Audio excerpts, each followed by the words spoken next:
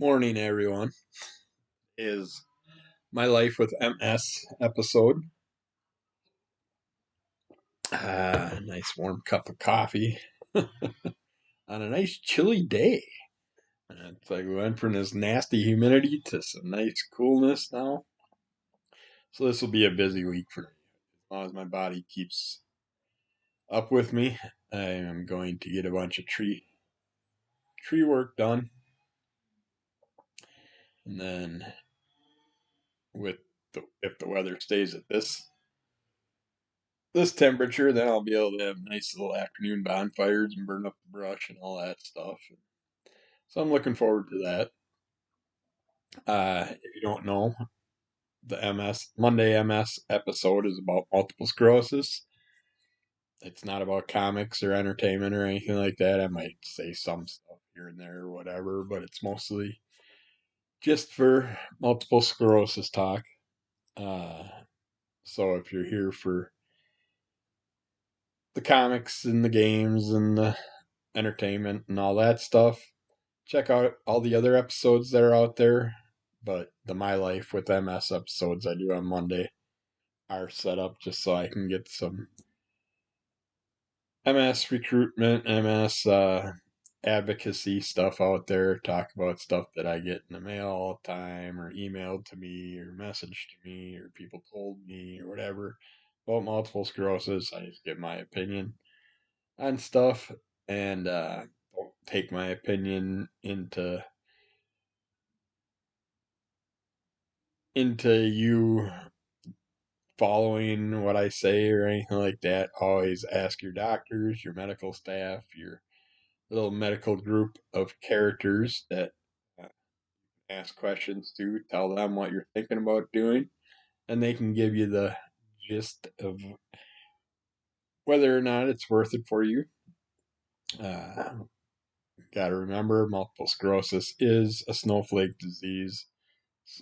Everybody can experience it differently. Not everybody goes through the same things and stuff like that. And some of the people that have identical issues, those issues might affect them differently. So definitely talk to your medical staff before taking into consideration anything that I mentioned. Uh, it's like in the last week, dang little smaller flies have come out. And they're the faster ones, the more irritating ones, the ones that you're trying to get and they fly off as soon as you make a movement or anything, or if I grab the fly swatter, then they disappear for a little while. Uh, but yeah. So let's get to it. As far as I'm doing, pretty much about the same as last week and the week before. Lots of fatigue, lots of all over body pain and all that stuff, but that's normal everyday life, as many of us know. Uh, my eye issues, I think I mentioned them last week. I think are pretty much because of all the fans. Now that today's not so bad, but I still got some irritants in the eyes, and I still have like a bruised feeling down in this corner of this eye and like the center bottom of this eye. Don't know why they have that bruised feeling. But I did get my yearly checkup finally arranged with my eye doctor, so I'll stop in and see them next month. I think. Well, I don't know, September or October. I know it was at least 4 to 6 weeks before I could get in, but that is fine. I will get through it. My wife brought home a daily eye wash I can do daily or just whenever need be or whatever with the little eye cup and stuff. Tried that. That helped a little to kind of like clear up the eyes, but I still the cloudiness and stuff is still always there and longer later in the day it just gets more effective and gotta sit there and constantly blink to try and get the cloudy just to go away, but it'll be like a blotch on one side. You blink, then the blotch is on the other side, and then you blink, and then it's up above. Then you blink, and the whole thing's blotched out. But it could be worse. I ain't complaining too much about that. Got the mowing done. Took me 2 days again. Uh, didn't do the weed whacking this time. I'm gonna do it at the end of this week or early next week, and then hopefully I'll only have to do like one more weed whacking because the colder the temperature gets, the less the things are growing. So I found out that the green balls falling out of all my trees are black walnut, and apparently black walnut trees can grow to 100 feet tall. There's one in our backyard in the neighbor's lot. Actually, he's got like three of them, but his biggest one, that thing's got to be at least 60 feet tall already. So it's, yeah, I could, and that it just massive head on it, the tree. So if these ones that are that close to my house keep growing like that thing did, those roots are going to destroy my basement wall. They're going to destroy a lot of things because the upper part will destroy the roof. The roots will destroy the walls in the basement.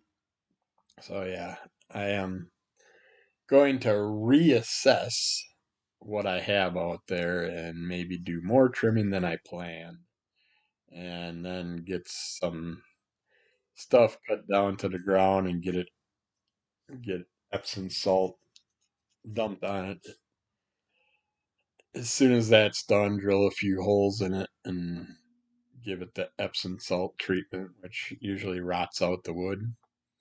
So it worked good at the old place. I had a couple tree trunks that were cut down and ground, but they still had some areas that the lawnmower would catch and stuff like that. So I did that, and it worked out really good. It took a little while, but a few months. But by the following year, it was all basically dirt in the ground. I didn't have to deal with any roots regrowing or anything like that. Don't know why I'm on Tree Talk, but yeah, I'm happy physically where I'm at right now. Yeah, I'd love to be normal, but not dealing with a bunch of extra crap. That makes me happy. I got the storage shed halfway emptied.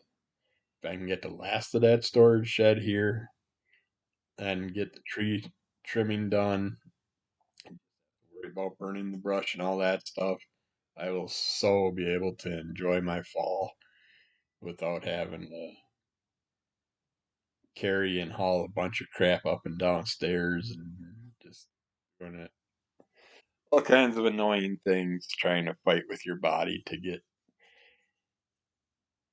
the things done. Get your body to work with you.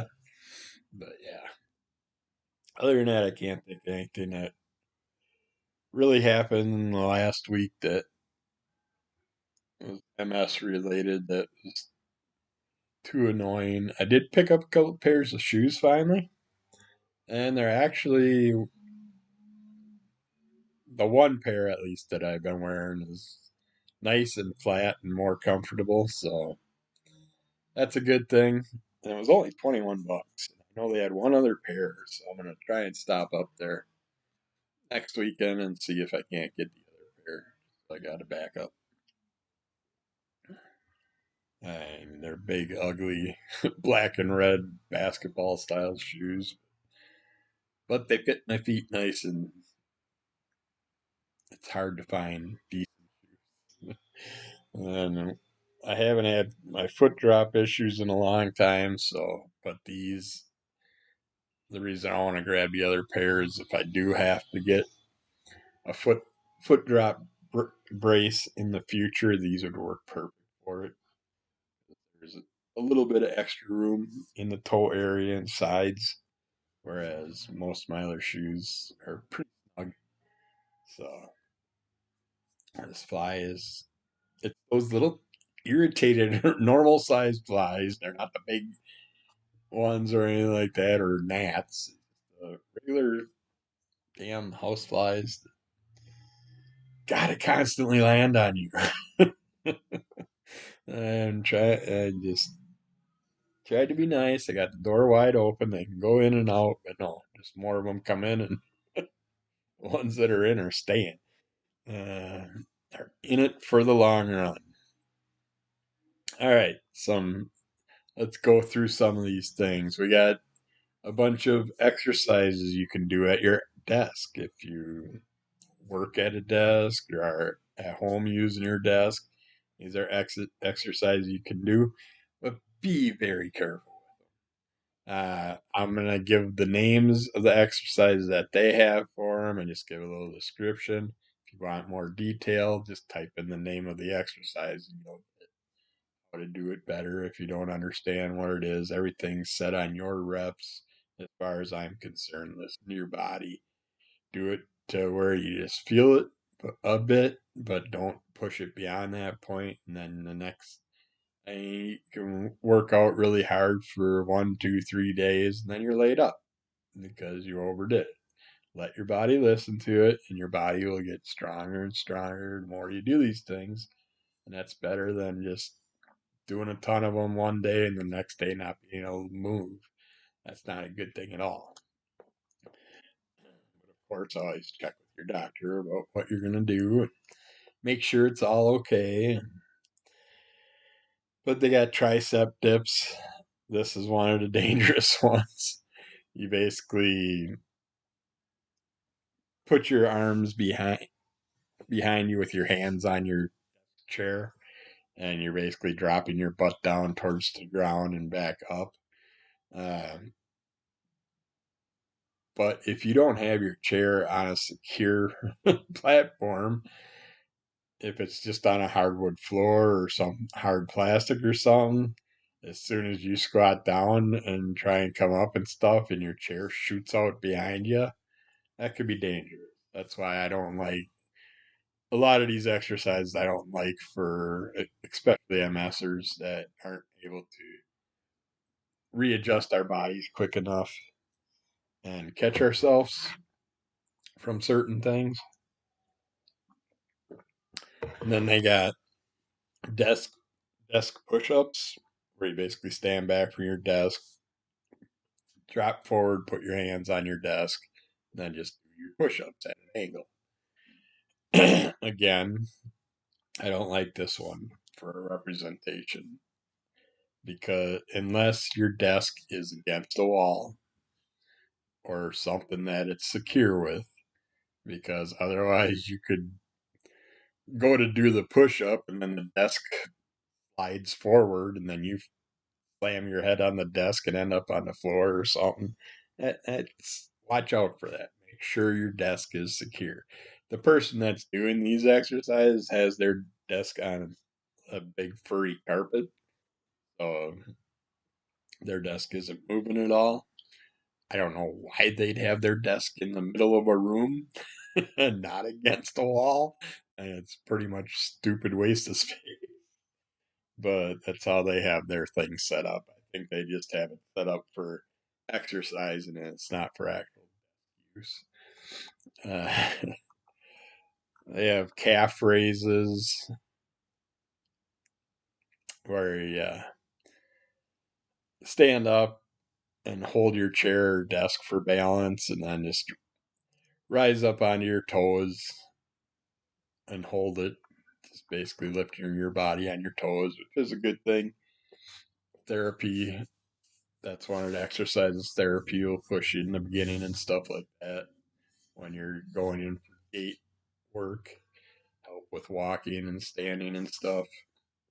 Squats are great for the hammies, the glutes, the quads, and the core. Uh, Pretty much standard, just squat down and up. And if you need to, eventually, you can always hold some weight with these exercises if you need to in the future. they get way too easy for you or something like that. They have a desk plank. Planking is a big thing the past 10 or so years. I mean, it's your desk. So are you going to clear the monitor and everything off your desk and then plank on the desk? I don't. They say place your hands or forearms on a sturdy chair or the edge of your desk. Slowly walk your feet back until your legs are straight. Keep your shoulders stacked over your elbows and your hips in line with your spine. Hold the position for at least 30 seconds. So they're almost doing it like push up. So I don't know why they'd even call that a plank. Uh, they have a desk or chair or desk side planks. They got desk donkey kicks.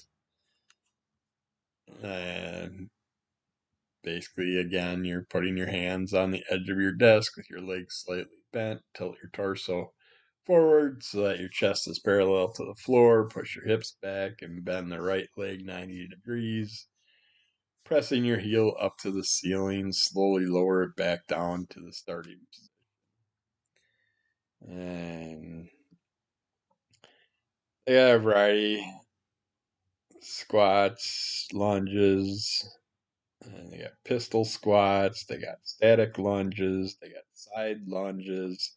A lot of these are things that you're not using your desk or your chair for. They're just standing exercises. So, I mean, yeah, I get that you can do them at work if you're by your desk and not going to irritate other workers and stuff. But single leg deadlifts, you're basically standing and then bending forward with your hands towards the ground and raising one of your legs straight up behind you to about a 90-degree position. That wall sit, those are always good for building up the knees and legs, uh, and the glutes and hammies and stuff. But you basically stand out from the wall a little ways and then lean against the wall and slide down until you're like a 90-degree angle with your knees bent. And then work your way back, slide your way back up, and push away from the thing and do it again and again. But again, you got to make sure you got a secure wall. I mean, you could be in an office with dividers. Those dividers aren't going to hold your body when you're leaning against it. So you could be sitting there and leaning against a divider, and then all of a sudden you're shoving stuff into another person's office space. That you're falling to the ground and all that stuff. That's not a safe environment for a MSer. Step ups, they are what they are. You put one foot on a step and you just raise the rest of your body up, and bring your other leg up in front of you, and then back down. But you're only bringing it up in a 90-degree angle. You're not it straight out or anything like that. Bulgarian split squats. They got lots of different types of squats. Jumping jacks. Again, I mean, what's your environment like? I mean, if you're upstairs or something, is someone gonna have to listen to you jumping on the floor constantly and stuff above them? Marching, just stand and march in place. Oblique twist, where this is finally a desk item. You can sit on your desk and just side to side. Just work the waist, the gut. Seated bicycles. That's another decent one for the desk. Old school bicycle thing with your legs. Just lift them off the ground and do the bicycle. And leg lifts you can do. You can do seated knee to chest. That's common. You can pretty much imagine what that is. You got glute squeezes where you sit in your chair with good posture and you contract or squeeze your glutes as hard as you can for 10 to 30 seconds, then relax. That can also help with stomach muscles tightening and Possibly shrink the stomach in a little. Seated leg extensions, that's pretty simple. Just sit and one leg at a time, just up, then back down. Seated windshield wipers, with your palms gripping the seat while you're seated for balance and your legs extended out straight and off the floor. Move your legs as far as you can to the right, keeping your feet together, and then switch sides. So you can visually see that, why they call it windshield wipers. You got seated flutter kicks, you got seated shoulder press, bent over rows, which you can add little weights in your hands or something to help build your muscles up with those. Bicep curls, front raises, Russian twist, Romanian deadlifts. They're all, a lot of those are just things that you don't even need a desk for. I don't know why you'd consider it desk exercise. But yeah, that's some. I figured start with some exercises for you right off the bat in case you felt like doing a few exercises while you're listening to this. Uh, Next up, what's this? We got some voice enhancing devices, which I had a lot of problems with slurring, uh, soft speech, vibrations in my speech, all that stuff prior to doing all these podcasts and YouTube channel videos and all that stuff. These have helped me wonderfully by speaking as much as I do. It helps enhance the brain, helps enhance my speech. So, and if you don't have those options, uh, talk to your doctor about seeing a speech therapist. They can do all kinds of things to help you out. Uh, Discover a machine that speaks for you. Our devices nowadays, you can type in whatever and it'll speak it out loud. You can speak to your phone and your phone can translate for you and make it clearer and more understandable things you can do. Uh,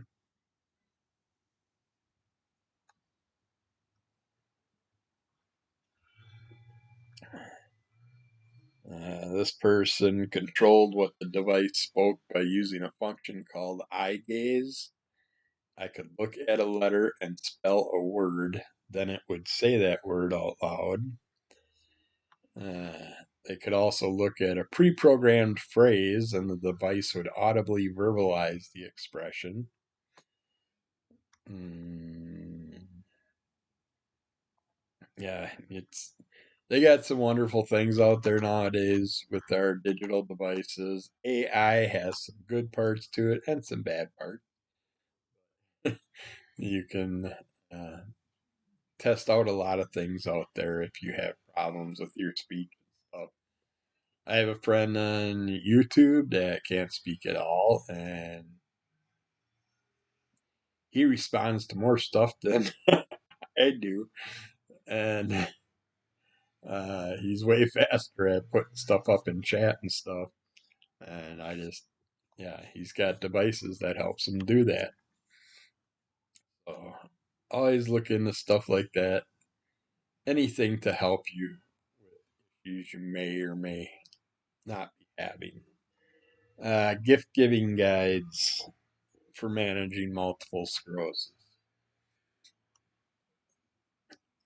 I like how they say the best gift of all would be a cure for MS. Damn right it would.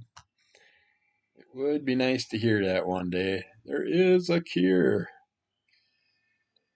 Uh,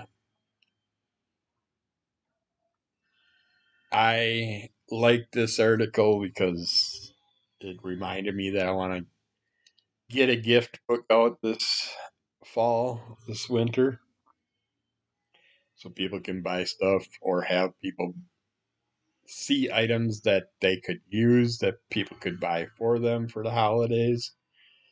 So I am gonna try and get my gift guide out this year, and I have a good variety of items that I can think of that I use and others could definitely benefit from with multiple sclerosis. Uh,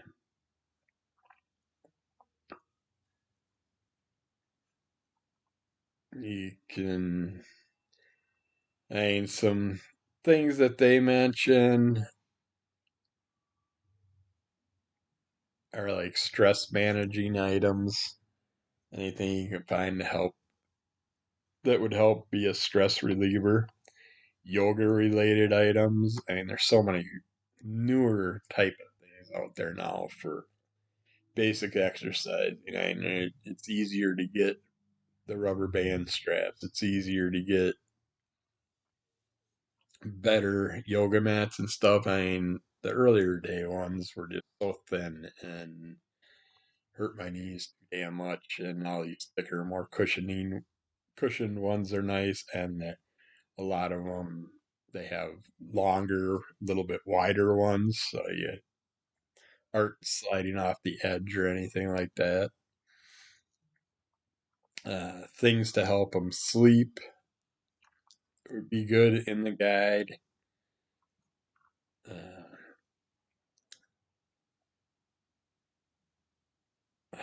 See, they don't. That's all they really give you. I mean, I would also have to say safety equipment, safety bars, mats, cooling equipment, different types of cooling items, uh, specialty canes, specialty walking devices, uh,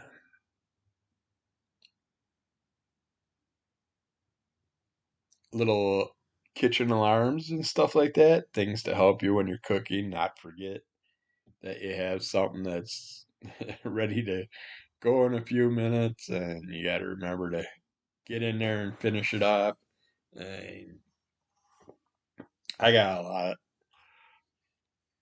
a list of some things somewhere that I started last year. I think it was when I was going to put the gift guide out, and I stupidly didn't get to it till mid December, and I'm like, well, I missed the holiday season, so why even bother? So that's why I want to get it out this year, but it's already the end of August. We had no spring. Spring just disappeared quick. Went right into summer, which was hot as hell for a few weeks, and that was over. And now it's already starting to feel like fall. It's like, wow, time is flying by. Uh, yeah, I mean, walking devices, wintertime coming, little slip on things to give you that extra traction on your shoes so you don't sit there and go out in the public and hit a patch of ice and end up in the hospital or something. Uh, Visualization items, cheater glasses, stuff like that, things to help with anything like that. The gaming. I'm Gaming's finally in a positive light nowadays. They've got specialty games to help your brain. They got specialty games that can help your dexterity and stuff. They have controllers now that you can program to work for you. Say you have a hand that doesn't work as good as the other one. You can program the thing so he uses the hand that can do more than the other one. Someone might be missing a limb or something like that. They got so many different devices out there, like a round circular one that you just like put, put your hand against it and kind of just rotate it around instead of using your thumb. if you're not able to. That's just, yeah, there's so many great things out there nowadays that you can find for people to help them out. Speech pads, drawing pads, things like that. Food related items, weighted utensils, and stuff if you're people are having problems holding on to things, and different type of cooking devices and stuff that make things easier to do. I personally promote the shit out of air fryers. I think they are wonderful. I mean, when we got this house a couple months ago, we weren't supposed to have a stove or a fridge or a washer or dryer, but he ended up leaving his stove, fridge, washer, and dryer. I didn't think the dryer worked. It was a nice industrial one, and I stupidly let the company take it, and they put the new one in, and it didn't work because the cable for the dryer obviously has issues. So, no luck with that. My electrician did the walkthrough, and I have yet to hear the damn estimate, so I can get him in here and get him to work, which sucks. Plumber we finally got. That was good and done, but now I'm hanging between handyman, roofers, and plumbers. People just are not getting back to me. Uh, oh yeah, his stove was broke that he left here, just full black crap burnt on it and all this shit. It's like, really, dude? I ended up accepting your offer on the house, and I should have just stuck with my price. It's like, why are you leaving this crap for me to deal with? So I got a new stove, and I had him take that out of here too, the old one. But I didn't even bother using it for the first month and a half. Uh, well, for one, didn't find all my cooking stuff, so I'm missing all my pots and pans. But now I got a variety of them, and I need more coffee. But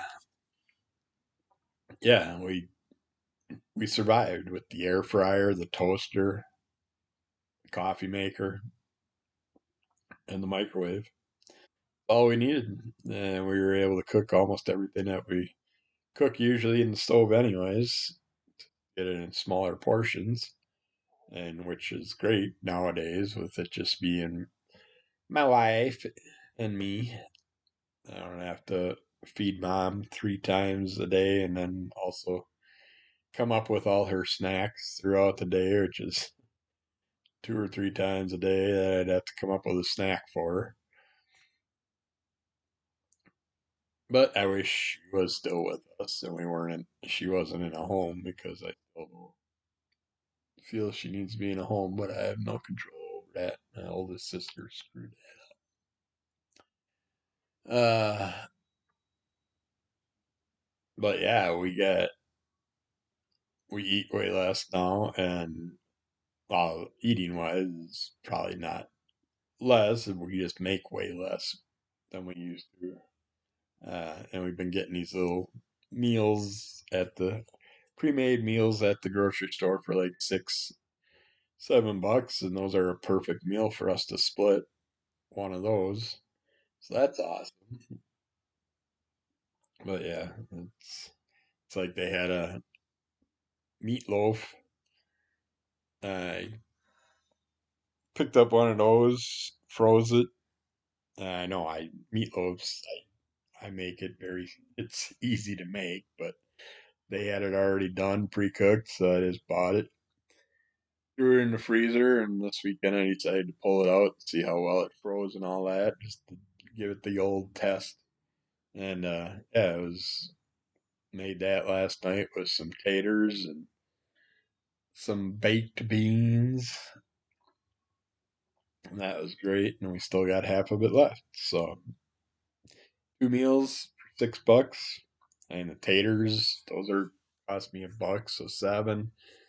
The baked beans are probably about $1. So $8, we got two meals for the two of us. So that's awesome. You need that nowadays. It's getting way too damn expensive. Uh, See, this one's talking about driving habits. They just asked a bunch of people if MS has affected your driving habit. And my eyes and stuff, the future, I can see having issues with that. Uh, I have in the way past. It's been a long time, but I have had to pull over because of snow. I call it snow blindness, and it can be summertime. It just is all you see is white light and nothing else. So then you just pull over and wait it out, wait for it to go away. Other than that, sometimes the legs get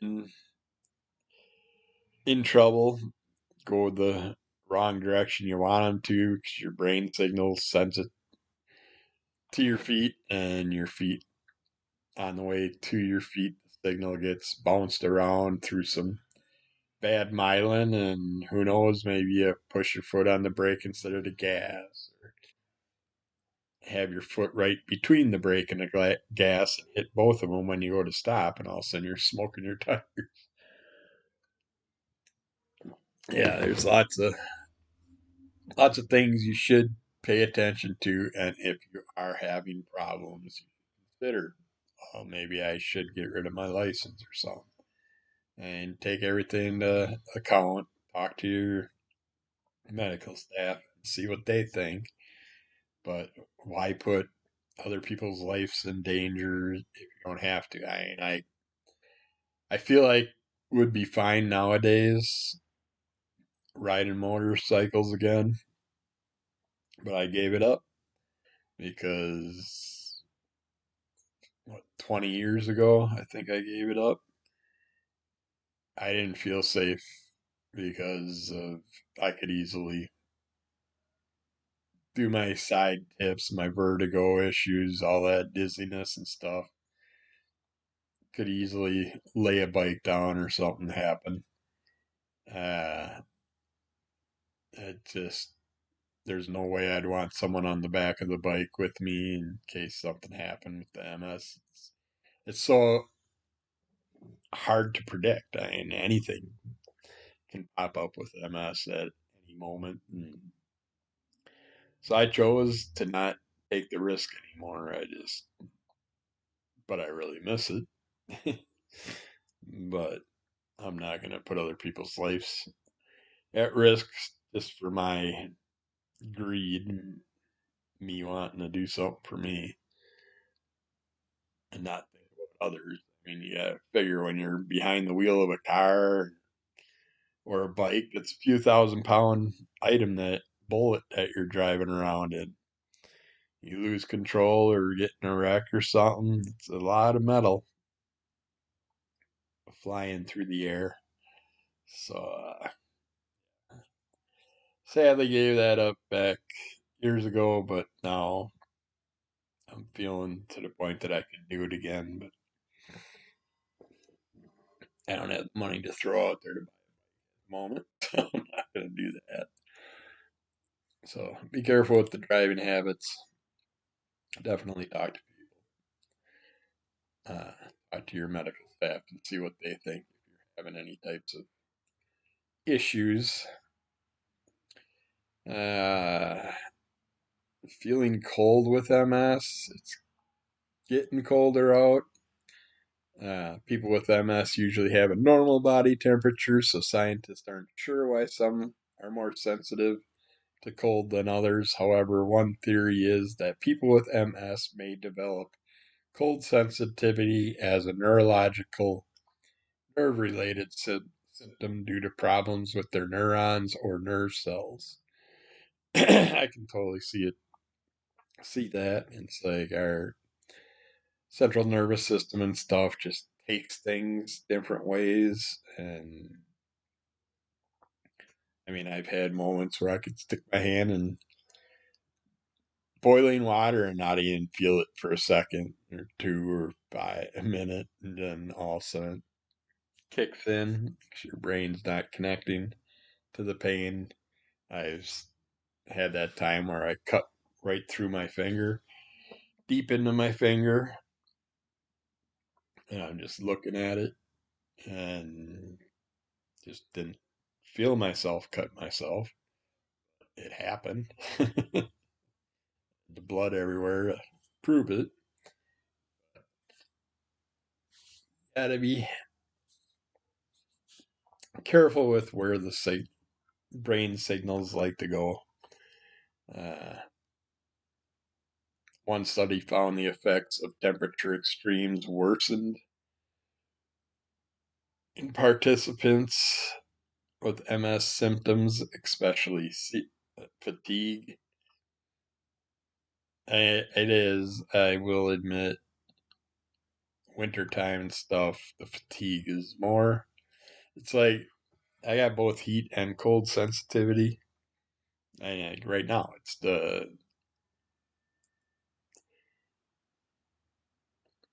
end of August, and I got a blanket. I pulled out today because it was chilly out, whereas just a few days ago we were sweating our butts off with all the fans running. So you can never predict what a few degrees of temperature is going to do to our body. But in winter time, cold time, I do have more issues with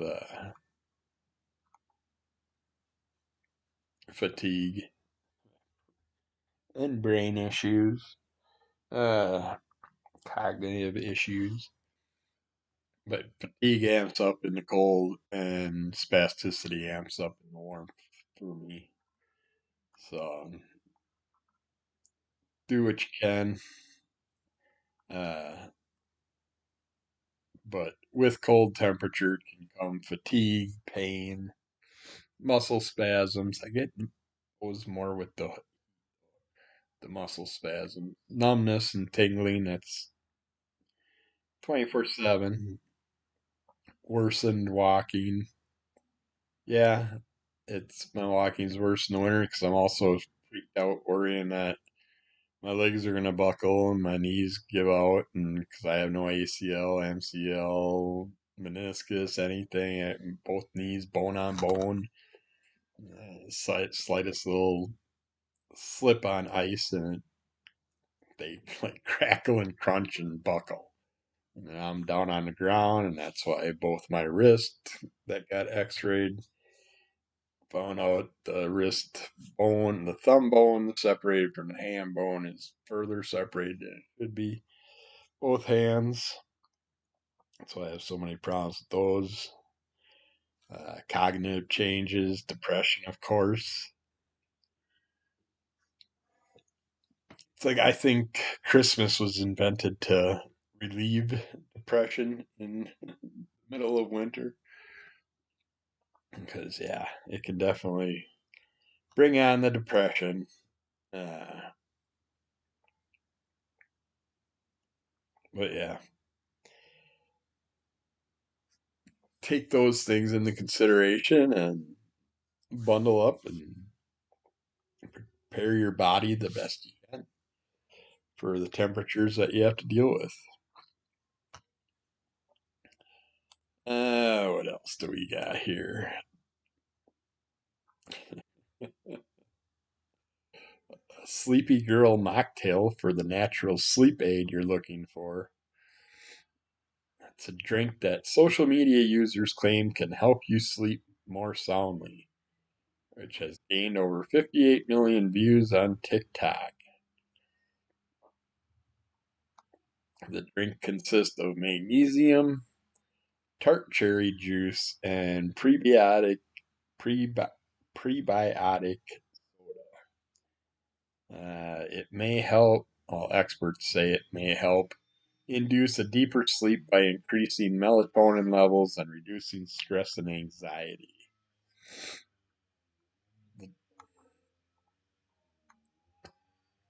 Uh,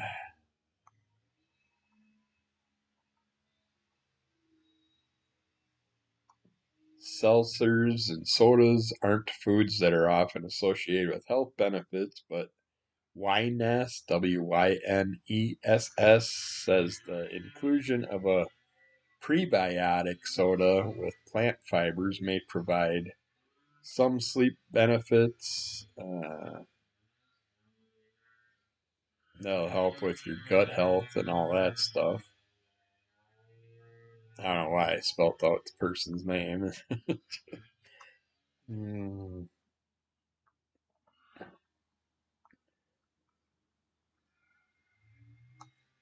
Take it they're not going to tell us how to make it.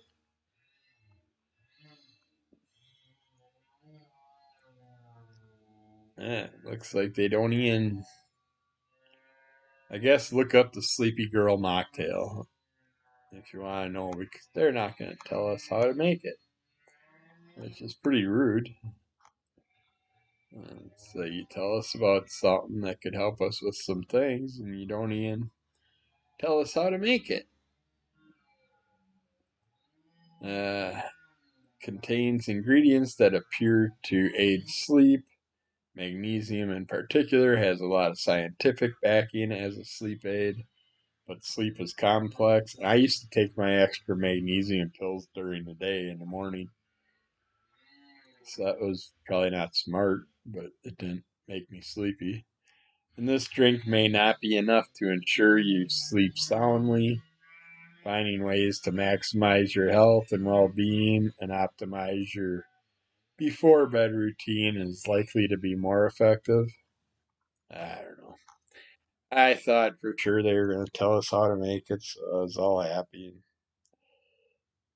to check it out, but I don't see anywhere in this article that tells you how to do it, or figure they'd give you some examples of different type of mocktails, but no.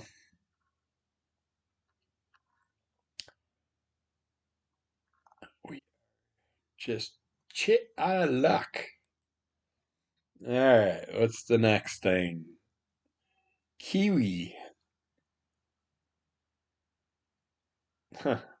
Eating more kiwi could help boost your mental health in just a few days.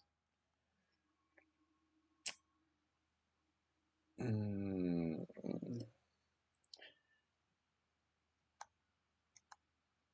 Fruits are part of a healthy diet, healthful diet, and kiwi fruit is one option that offers several health benefits.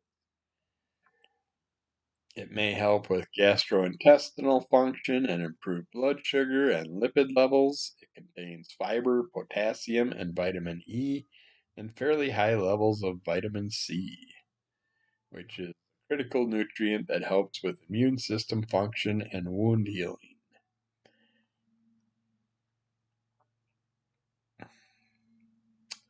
Uh,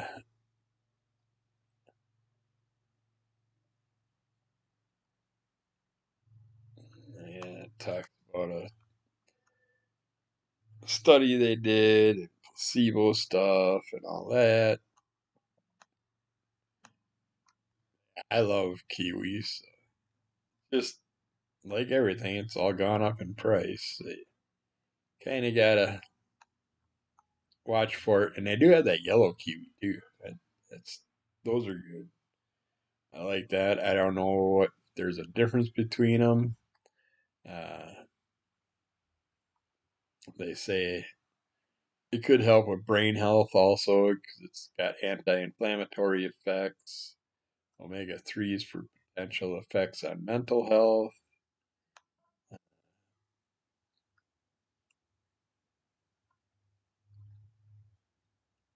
There's Studies show that there's a link between what people eat and their mental health. Well, duh. Why nutrition may have this effect is still unknown.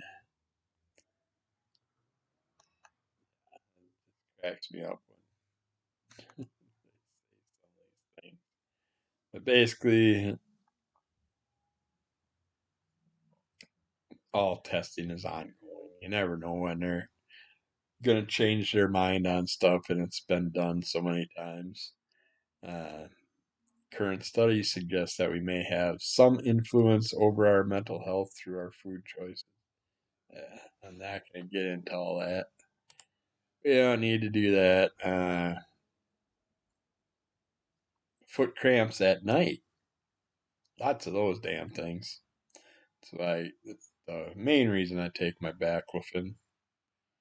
But I've been backing off it because I want to get off it again for a while.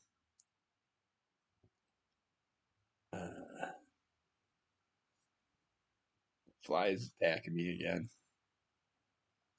Certain lifestyle changes and stretches are usually all you need to resolve foot cramps.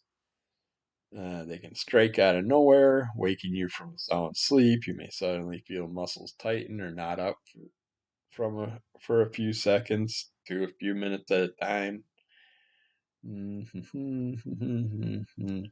Spasms may happen just once in the night or result in repeat episodes that lead to insomnia and lingering pain. I can get cramps every freaking 15 minutes to a half hour.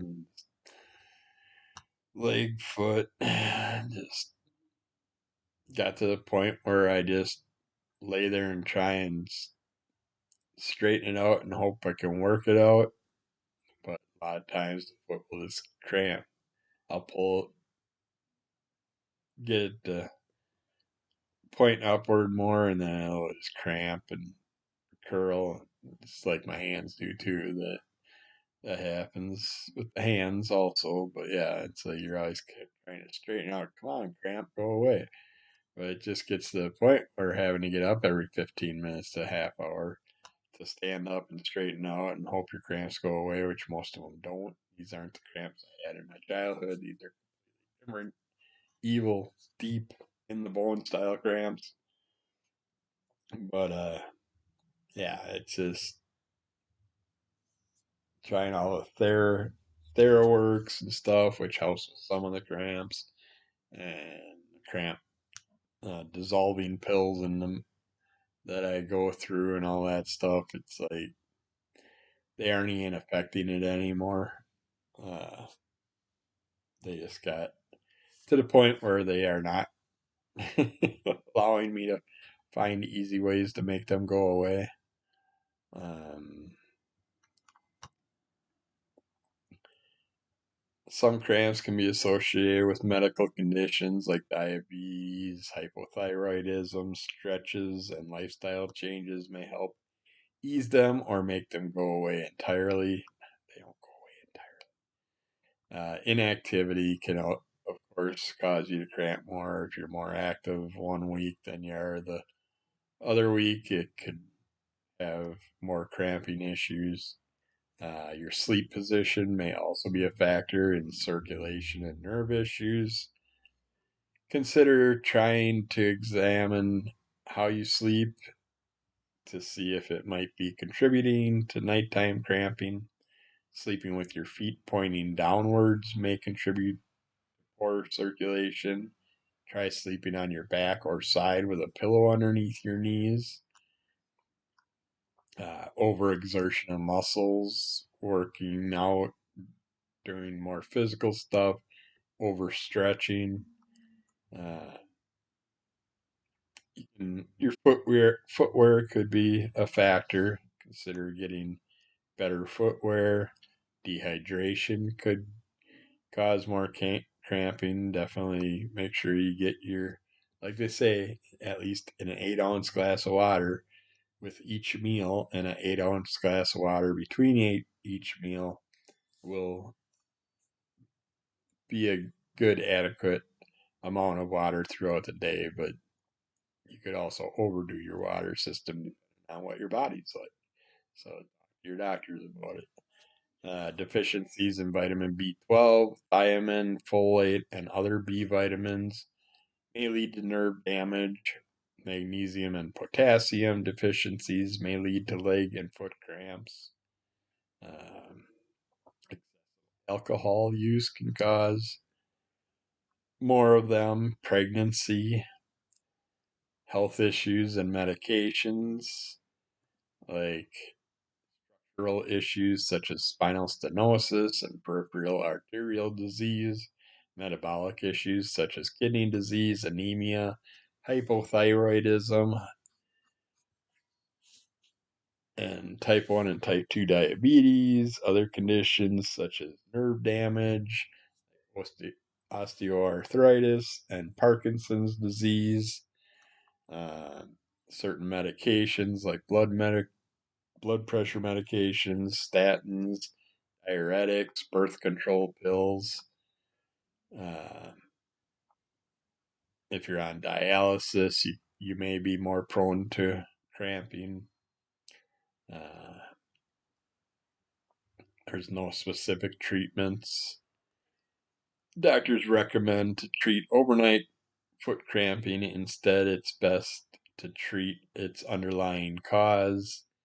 Uh, Basically, try to be more physical and stuff, work on certain things, keep a little diary, uh, stretch and massage and soothe your muscles, examine your shoes, drink more water, eat well, and supplement. Foods rich in magnesium include whole grains, beans, nuts, seeds, unsweetened dry fruits. Bananas and leafy greens may also help balance electrolytes. Lower your alcohol intake, practice self care, essential oils. You can put it on your feet before bed, such as geranium, chamomile, coriander, and lang lang oils have antispasmodic properties. It's good to know. But yeah, there's lots of things out there to try, but best ways to go is look at what's causing, when it's happening, and talk to your medical staff and see what kind of options you have. But that's it for today. We've gone almost an hour, so I want to end it. Um, Keep following Under the Cult of MS. Rate, review, subscribe, tell a friend, give us a like. It's not hard. Just push that little like button, that subscribe button. Leave a comment. I'll comment back. And I'll be back with another one of these next Monday. So take care of yourselves. Take care of everybody else. Be nice to others. And kick the crap out of that monster. And we'll be back soon. Thanks.